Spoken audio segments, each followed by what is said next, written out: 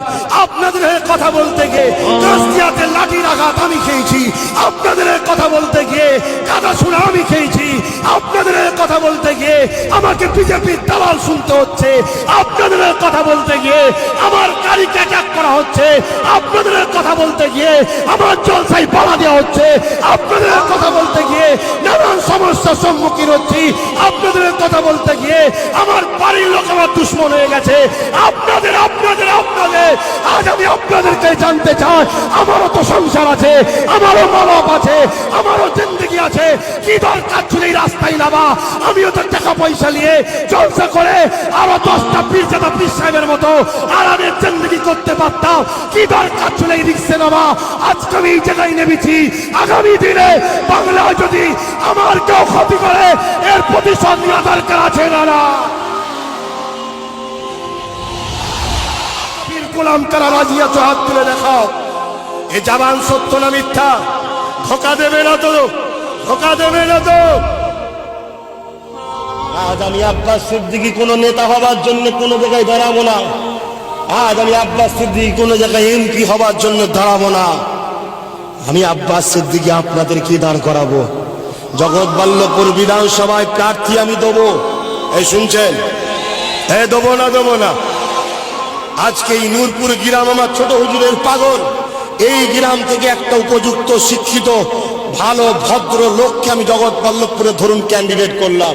Total জগৎবল্লভপুরের মুসলিম, দলিত, আদিবাসী, মতুয়া, হিন্দু গরিব সমাজের কাছে আমি যাব, তারা আমাকে ভাই বলে সন্তান বলে বিশ্বাস করে, এবং আপনারাও সবাই যদি আমার ক্যান্ডিডেটকে ভোট দেন, তিনি যদি জিতে আসে, আমি জবান দিয়েছি পীরের বাচ্চা এই জগৎবল্লভপুরে প্রত্যেকটা মানুষকে বলে দিয়ে যায়, অধিকার নিয়ে মাথা তুলে বাঁচার স্বাধীনতা আব্বাস সিদ্দিকী দেবে, কথা দিয়ে গেলাম।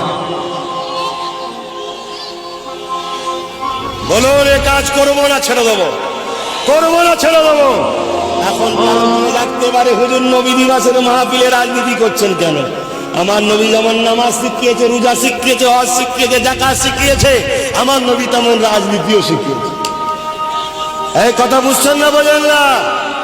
আমার নবী 10 বছর কিভাবে দেশ চালাতে হয়, এমএলএর কি কাজ, এমপির কি কাজ, নেতার কি কাজ, প্রধানের কি কাজ, পাড়ার মোড়লের কি কাজ, দেশের রাষ্ট্রপ্রধানের কি কাজ, দেশকে কিভাবে নিরাপদে রাখতে হয়, আইন ব্যবস্থা কেমন হবে, মানুষের সঙ্গে কিভাবে ব্যবহার করতে হবে, বিচার আচার কেমন হবে, টোটাল 10টা বছর ধরে নবী আমার রাষ্ট্রনায়ক হয়ে দুনিয়ার মানুষকে দেশ চালানো, রাজনীতি করা শিখিয়ে দিয়ে গেছে। জোরে বলুন সুবহানাল্লাহ। আল্লাহ নবী রাষ্ট্রপ্রধান হয়ে বিচারের সিংহাসনে বসে আছে, এমন সময় একজন গায়ের মুসলমান একটা ঘোড়ার লাগাম ধরে, অপর দিকের লাগাম একজন মুসলমান ধরে, আমার নেতা, আপনার নেতা, কায়নাতের নেতা, মানুষ জাতির কল্যাণের মুক্তিদাতা মুস্তাফা জানি রহমতের কাছে আসলো। হে আব্দুল্লাহর বেটা মুহাম্মদ, এই ঘোড়ার বিচারটা আপনাকে করে দিতে হবে।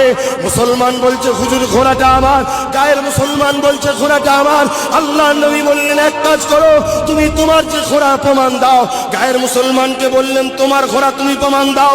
মুসলমান তোমার ঘোড়া বলছো, তুমি প্রমাণ দাও। উভয়ের প্রমাণটা শুনতে শুনতে শুনতে শুনতে আল্লাহ নবী বিচার করতে লেগেছে। নবী আমার ফাইসাল্লা টেনে দিলেন, হে মুসলমান, এই ঘোড়াটা যে তোমার বলছো, তোমার প্রমাণটা মজবুত নয়, এই গায়ের মুসলমানের প্রমাণটা মজবুত। অতএব আমি মুহাম্মদ বিচার করে দিলাম, এই ঘোড়াটা হলো এই গায়ের মুসলমানের। এই নাই বিচার করা, এটা মুস্তাফা শিখিয়েছে। জোরে বলুন সুবহানাল্লাহ। আজকে নাই বিচার হয়, আজকে নাই বিচার হয়। পার্টির মিটিং হলে প্রশাসন পাহারা দিয়ে চোর ডাকাত খুনিকে মিটিং এ পাঠাচ্ছে, আর ধর্মী একটা জলসার মাহফিলে ন্যায়ের পক্ষে কথা বলবে, রাস্তায় আটকে যে আজকেই হেলমেট মাস্ক চেক করা হচ্ছে, এটা কি ন্যায় বিচার হচ্ছে? তাহলে বলুন, ইনসাফ কোথায় গেল? নাই কোথায় গেল? কথা বুঝছেন না? বোঝেন না? শেষ একজন কেউ চিল্লাচ্ছে 2021-এ যদি এই আওয়াজে সাপ না দাও, আগামী দিন তোমাদের হয়ে বলার লোক খুঁজে পাবে না। কেন? যে বলবে তাকে অ্যারেস্ট করবে, যে বলবে তাকে জেল দেবে। অলরেডি এই টিএমসি সরকার যতজন কওমের জন্য চিল্লাতে গেছিল সব জেলে ভরে দিয়েছে। আমাকেও চেয়েছিল, ঠিক না বেটি? আমার বাড়িতেও 1500 পুলিশ পাঠিয়েছিল না? পাঠাইনি। তবে দিনের বেলা হলে কিন্তু আমি ইচ্ছা করে উঠতাম গাড়িতে। কথা বুঝছেন না? বোঝেন না? তারপরে তো বুঝতো যে কাকে ধরেছি।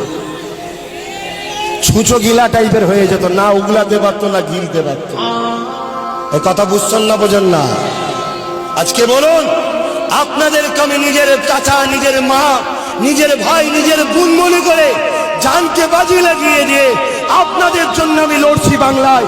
আপনাদের হয়ে কথা বলতে গিয়ে কাস্তিয়াতে লাঠির আঘাত আমি খেয়েছি, আপনাদের হয়ে কথা বলতে গিয়ে কাদা ছুড়া আমি খেয়েছি, আপনাদের হয়ে কথা বলতে গিয়ে আমাকে বিজেপির দালাল শুনতে হচ্ছে, আপনাদের হয়ে কথা বলতে গিয়ে আমার গাড়িকে অ্যাটাক করা হচ্ছে, আপনাদের হয়ে কথা বলতে গিয়ে আমার জলসায় বাধা দেওয়া হচ্ছে, আপনাদের হয়ে কথা বলতে গিয়ে নানান সমস্যার সম্মুখীন হচ্ছি, আপনাদের হয়ে কথা বলতে গিয়ে আমার বাড়ির লোক আমার দুশ্মন হয়ে গেছে।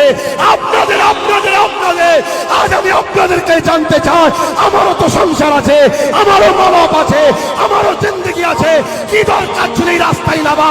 আমিও তো টাকা পয়সা নিয়ে জলসা করে আরো 10টা পীরজাদা পীর সাহেবের মতো আরামের জিন্দগি করতে পারতাম, কি দরকার ছিল এই রিক্সে নামা?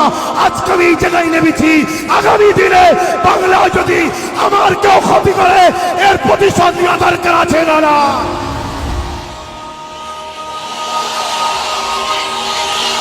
ভাইয়েরা আমার, ভাইয়েরা আমার, আমার ক্ষতি করার ষড়যন্ত্র চলছে, আমার প্ল্যান চলছে। যেমন কোন যখন উপায় আবু জেহেল পাইনি, রাসূলুল্লাহর ক্ষতি করার চেষ্টা করেছিল। জানি আমার আল্লাহ আমার জন্য যথেষ্ট, কিন্তু প্রত্যেকটা বাপকে জিজ্ঞেস করব, আপনার ঘরে সন্তান আছে, ওই সন্তানের যদি কিছু হয় আপনার দিল কাঁদবে না কাঁদবে না? প্রত্যেকটা মাকে জিজ্ঞেস করব, আপনার ঘরে দুটো সন্তান আছে, ওই সন্তানের দিল কিছু হলে আপনার দিল কাঁদবে কাঁদবে না? প্রত্যেকটা ভাই বোনকে জিজ্ঞেস করব, তোমার 2-3টে ভাই আছে, তাদের কিছু হলে তোমার দিল কাঁদবে কি কাঁদবে না?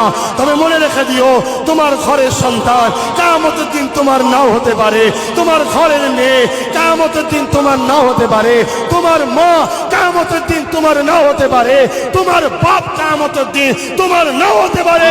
মনে রেখে দেবে, প্রত্যেকটা ইমানদার আমার রাসূল জানিয়ে দিল কিয়ামতের দিন একসাথে আল্লাহ জান্নাতে যাবে, ঠিক না বেঠে?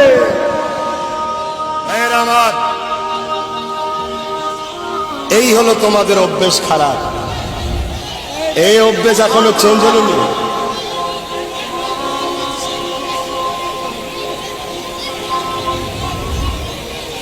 তোমাদের এই অভ্যেসটা চেঞ্জ হবে না, হবে না? তেল কেটে যাবে,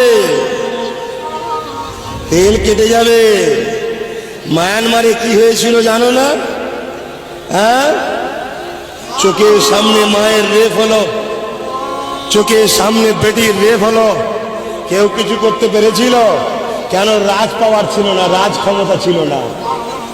অতএব বাপ, সাপের গায়ে খুব জোর আছে আমি জানি, কিন্তু সব জায়গায় পেঁচাতে গেলে হয় না। ধারালো তরোয়ালকে পেঁচালে ক্ষতি সাপেরই হবে, ঠিক না বেঠিক গো? অতএব কিছু জায়গায় ব্রেন লাগাতে হয়। তারা মিডিয়ার মানুষ, মিডিয়ার কাজ করতে এসেছে।